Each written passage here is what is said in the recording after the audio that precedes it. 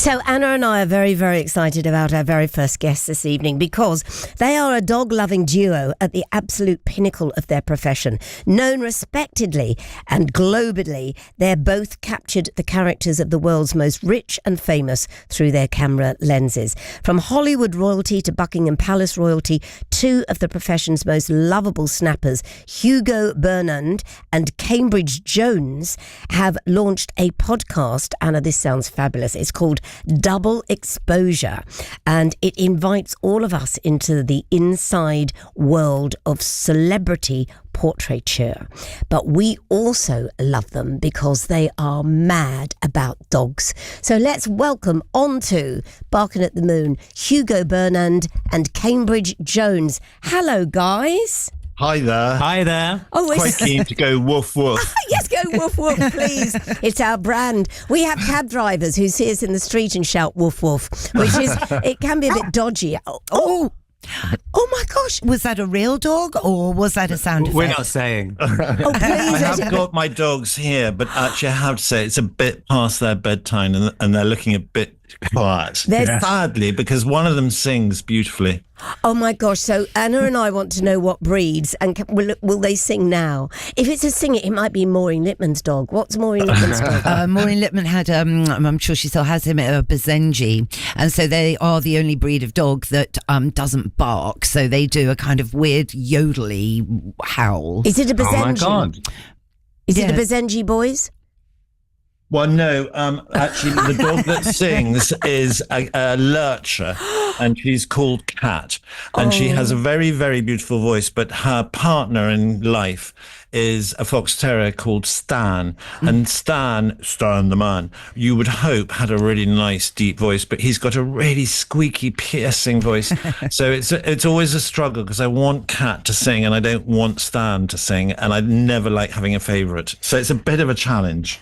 We've got a picture here. Yeah. Anna, are those the dogs? Yes, those are the dogs that we've got the picture. And I love the fact you've opted for a smooth coat fox terrier rather than a wire coat fox terrier, because those are the vulnerable breeds. So there's not many smooth coated fox terriers in this country, and everyone goes for the wiry coat, which if I had the choice I would always go for the smooth. In fact, it's a dog I think they're great. Tell us more please about Stan. Which photo have you got there? Have you got the one of them in the kitchen? No, we have got this wonderful shot of them in a field of buttercups. Yes. Okay. Oh, yeah, it's a bit Disney-ish, that one, isn't it? Well, no, I mean, listen, we were told by a photographer who only photographed dogs. This was years ago. I know what you're going to say. He said, his choice was, if you want dogs to look their best, put them in a field of bluebells.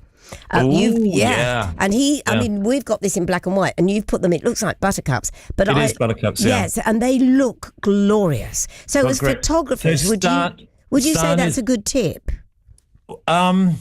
It is a good tip. I mean, I have lots of photography tips. So I want to tell you about Stan, the smooth-haired fox terrier, because I walk him on Hampstead Heath on Saturday and Sunday mornings. And we have already agreed that smooth fox terriers are pretty rare. Yes. But we often bump into Florence, the butcher, and she has a smooth fox terrier. And blow me down, he is also called Stan. How funny. No. Gosh. Wow. What are the chances of that? Can I tell you a silly story? Go on.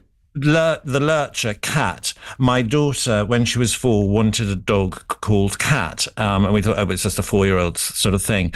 But we did have in the family, a fish called Dog, and we had a cat called Friday. So in a way, it was okay that we should have a dog called Cat. Anyway, we only got Cat about 4 years ago when my daughter was 24. And she got the dog, and she said he's going to be called Cat. I was like, why? She said, I have not waited 20 years for you to say no. Oh, gosh. And then when we go to Hampstead Heath, we climb to the top of Parliament Hill, and she does this thing, we call it candy floss. She runs round and round and round, collecting other dogs behind her. Suddenly you'll find there's 8 dogs running around behind Cat, who's loving it. And one morning, with quite a lot of tourists up there, it got a little bit out of control. There were so many dogs, and I was just standing there going, Cat, Cat, Cat. And this Chinese man came up to me and went, I think it's a dog. I love that. I mean, we need to tell everyone because we're broadcasting over the whole country.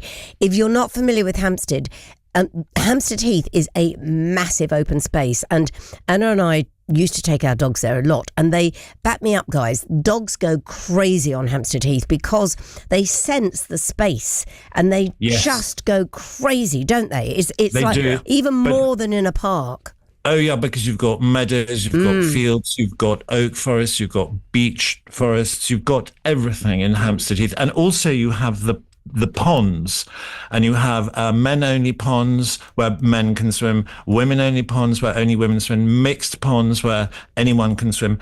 But not many people know they have 3 dedicated dog ponds on Hampstead Heath. So in the summer, you take your dogs off, which I do, as I said, every weekend, and you get about 20 dogs jumping in and out of these ponds, chasing sticks and balls. It is a riot.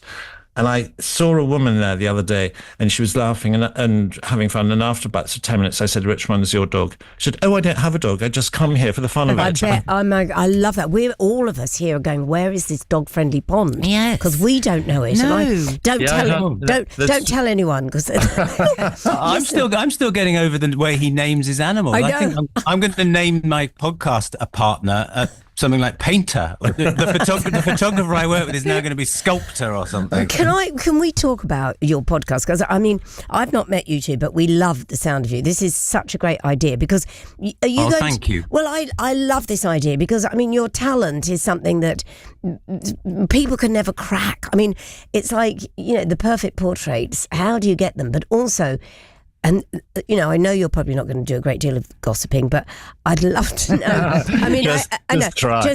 Please. We do industrial strength gossiping. Do you? Well, God. I mean, are the people, you must get to know them like hairdressers do, because you're so close to these people, aren't you? That's a really good analogy. But the thing about hairdressers, that's a really good analogy, and I use it myself a lot. But the thing about hairdressers, if you think about it, is you never piss them off. And you're always quite nice to your hairdresser. And we're a little bit like that. So we do get to know people really intimately, but it's a pretty lovely relationship. Of course. If they're in a bad mood that day, they'll kind of turn it on for us because they want a nice picture at the end of it. And I know you're not allowed to talk about the royals. I'm helping you out here because I really want you to, but I know you're not allowed. I can tell you lots of things about the royals. Oh, go on. Royals. Don't hold back. Say it. Did you know that the Queen had about 30 corgis in her life? Well, yes, Anna, we knew that. We did know that. Yes. Okay, and do you know what her favourite corgi was called? Yes, Anna does. Go Susan. on. Yes. Susan knows.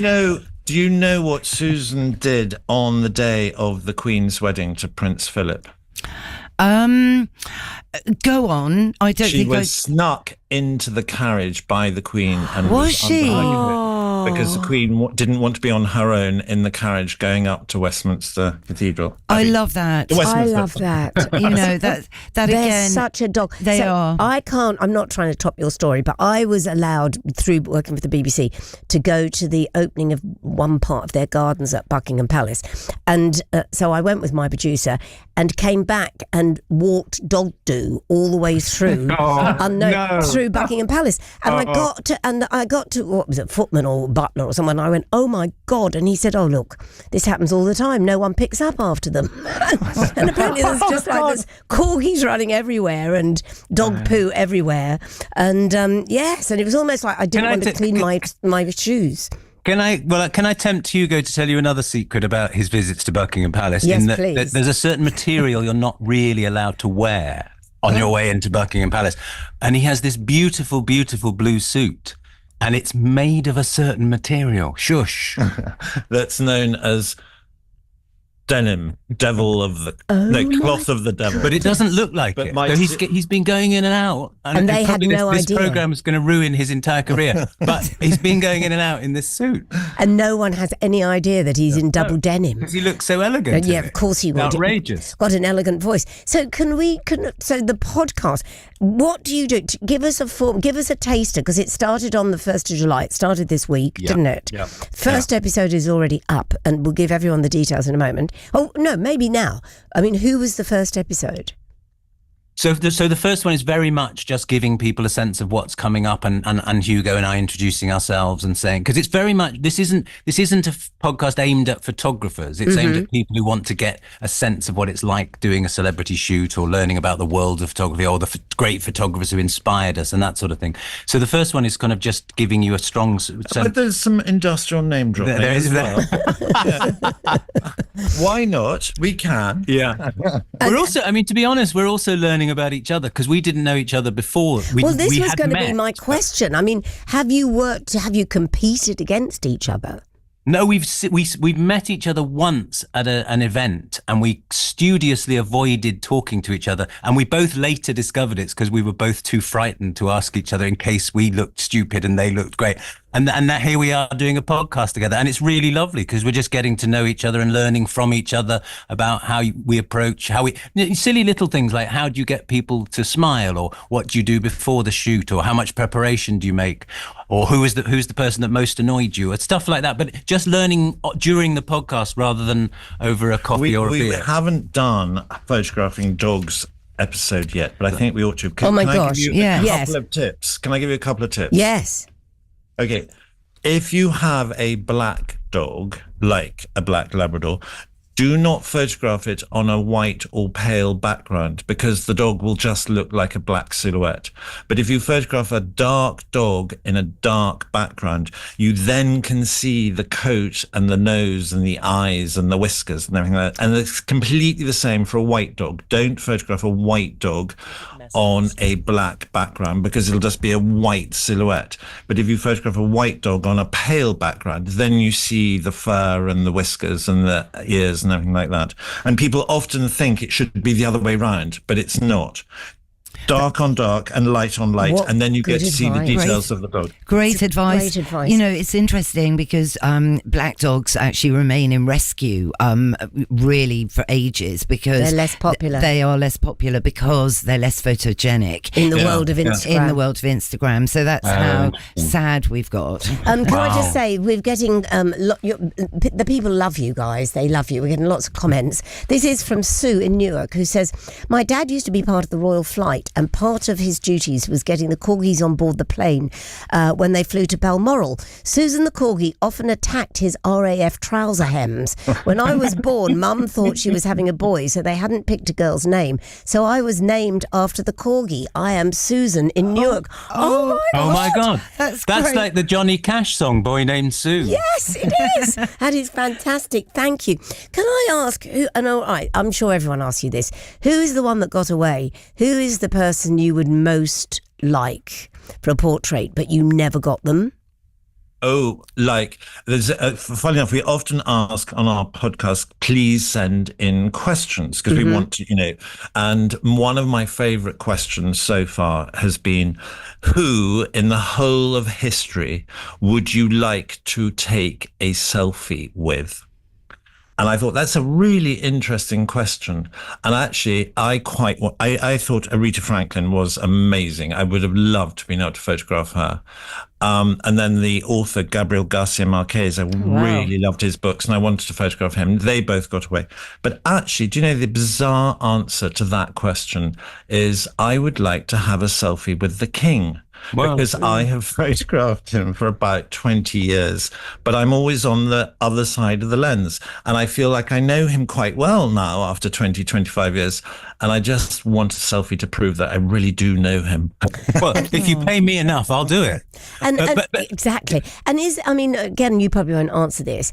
I would assume he has no vanity. I don't know. I mean, you must photograph or have done people who've said, can I choose the ones, can I choose the shots and discard the shots I don't like? Or this is my better side, or this is, So everyone has a better side. Did you know that? No, I didn't. I always thought that was just, we're not allowed to say the word that you thought it was. Yes, exactly. but I would assume Charles has no vanity. I don't know him from man, but I would not have thought he was a vain man. We've actually discussed this very issue on one of the episodes, but Hugo, you answer this because you've got a different view to me on this, I think. I don't. It's so difficult, isn't it? What is the interpretation of vanity? But what I like to do when I'm taking a photograph of someone, a portrait, I do like you, the viewer of the portrait, to feel like you are almost in conversation with the person that you're looking at in the photograph. And in order to do that, I have to summon up a certain amount of emotion from that person. The great photographer Don McCullin said, if I can't feel the emotion in the photograph I'm taking, you as a viewer will never feel the emotion. And I really murdered that quotation, by the way, but you got the gist of what I was trying to say. And that's the other thing we do, isn't it? Industrial strength name dropping and murdering of quotes. yes. No, but I love it. You are dishing all the, you're giving us all the meat within. Can I quickly give, because it's very quick, but you know this notion of the one who got away.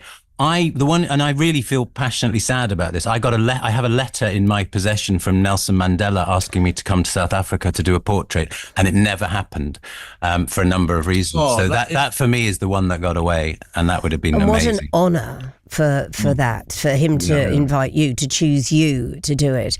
Guys, it was amazing. We have loved speaking to you. We really have. So likewise. And you must come back. The podcast is called Double Exposure. The first one is up now.